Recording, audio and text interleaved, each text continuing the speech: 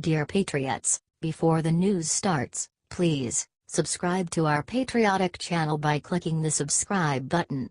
Give us a thumbs up to this video. Don't forget to leave your opinion below in the comments section. Share the news on Facebook and Twitter so your friends see it. Thank you. Reporter asked Trump about gun control, suddenly all hell broke loose. President Trump is the greatest protector of the Second Amendment that the US has had in forever. Watch this. It's so frickin' awesome. NBC reporter Ali Vitali asked President Trump about gun control after the Texas massacre, while he's in South Korea promoting a united front against North Korea.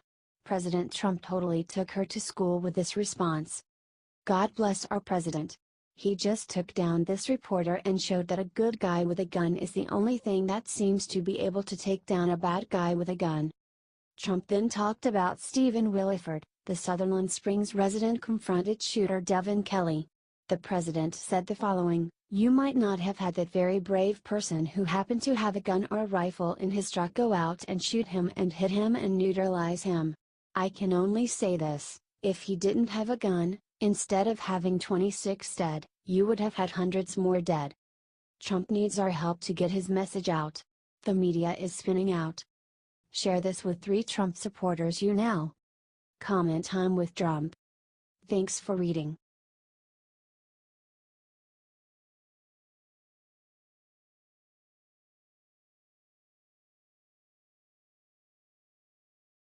Melania just took down Alec Baldwin in ultimate revenge for his Trump impression.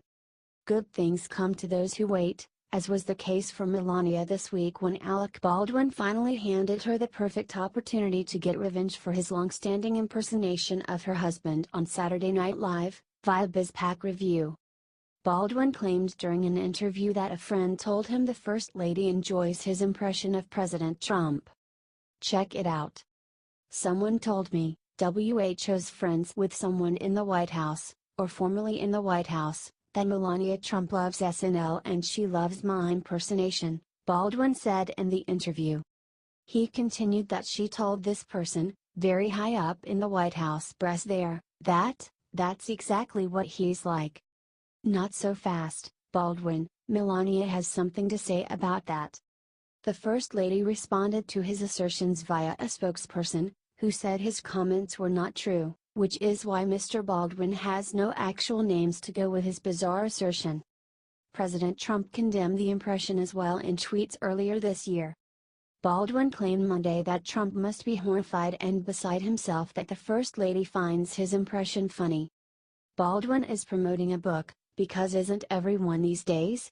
Called You Can't Spell America Without Me, the really tremendous inside story of my fantastic first year as President Donald J. Trump. A so-called parody.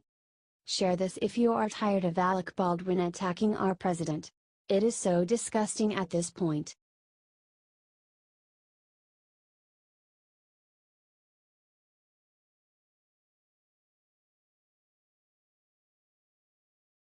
Nobody noticed the incredible thing Trump did next to Texas church that was shot up. The church shooting on Sunday left 26 people dead and 20 injured. As noticed by Nation 1 News, the flags were flown at half-mast after Trump ordered all the flags be flown at half-mast. Do you see the amazing thing in the photo below? Now check this out. Look what's in the 2 pics. Here's what Trump said right after the attack: "As a mark of respect for the victims of this senseless act of violence perpetrated on November 5, 2017, by the authority vested in me as President of the United States by the Constitution and the laws of the United States of America, I hereby order that the flag of the United States shall be flown at half-staff at the White House and upon all public buildings and grounds, at all military posts and naval stations, and on all naval vessels of the federal government in the District of Columbia and throughout the United States and its territories and possessions until sunset, November 9, 2017. It looks like that message got to Texas that day.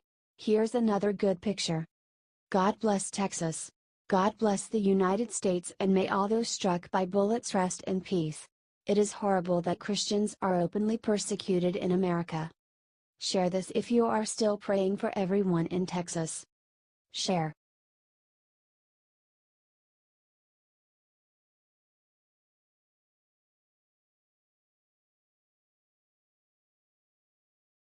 NFL won't recover from what wife just admitted anti-flag players did to her patriotic star QB. All I can say is wow. If this is true, it will damage the NFL beyond measure, and there is really no coming back from this. Now it must be said the Oakland Raiders are denying this story.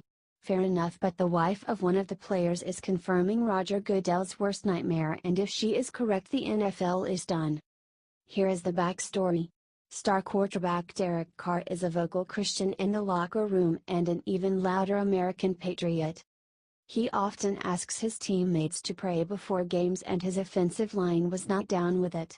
They were arguing before a game about praying when they told Carr they would all be taking a knee for the anthem.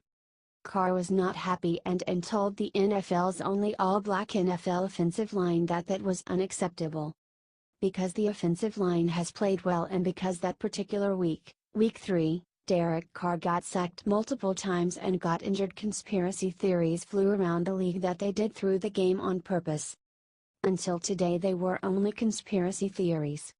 According to Breitbart, Miko Grimes, wife of cornerback Brent Grimes, just confirmed Goodell's worst nightmare and said it is all true. She is claiming the offensive line threw and game and let their star, patriotic quarterback get hurt because he was against their anthem protests. This will sink the NFL. Share if you agree. Share.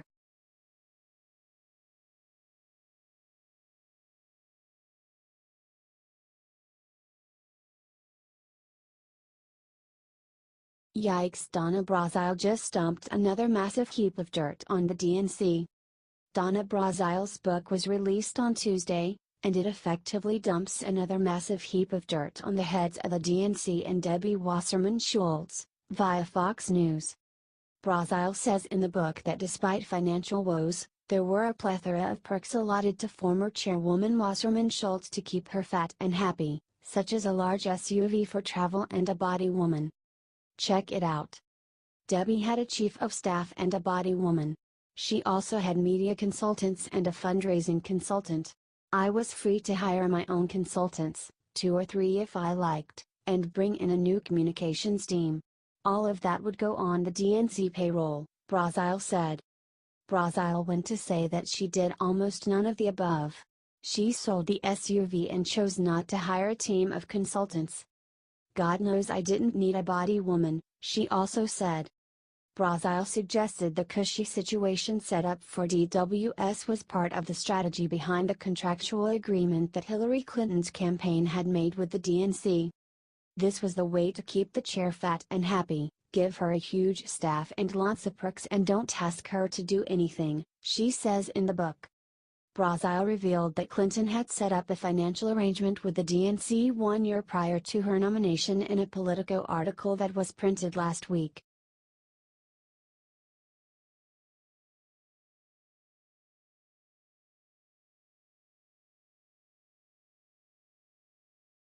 Emotional Ted Cruz breaks silence, reveals tragic thing Chuck Schumer did in Senate to help Texas shooter. Ted Cruz just dropped a bombshell, and Harry Reid and Chuck Schumer will never be the same. Ted Cruz went on Fox News last night and exposed the Democrats as the worst kind of hypocrites. Which we all knew, but Ted clearly shows how their hypocrisy is doing real damage to America. They scream and yell about guns whenever there is a tragic shooting, but when they slink back to Congress they play petty political games.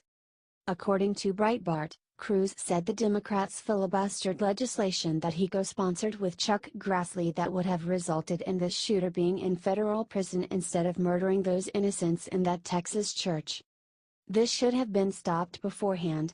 But, several things happened. Cruz goes on to explain the Obama admin and the Air Force screwed up, but that is endemic to bureaucracies, screwing up, and then he exposed Chuck Schumer for what he did to stop Ted's plan that would have worked to help prevent this tragedy. But I'll tell you, we could have prevented this.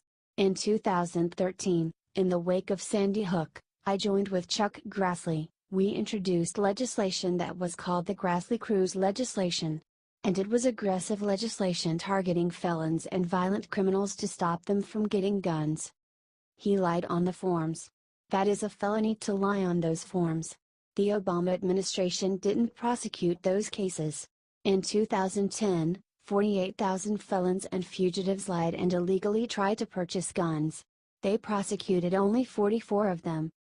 Then he added the brutal truth, saying his new law would have kept us safe, but the Democrats filibustered the legislation that would have resulted in the shooter being in federal prison instead of murdering those innocents in that Texas church.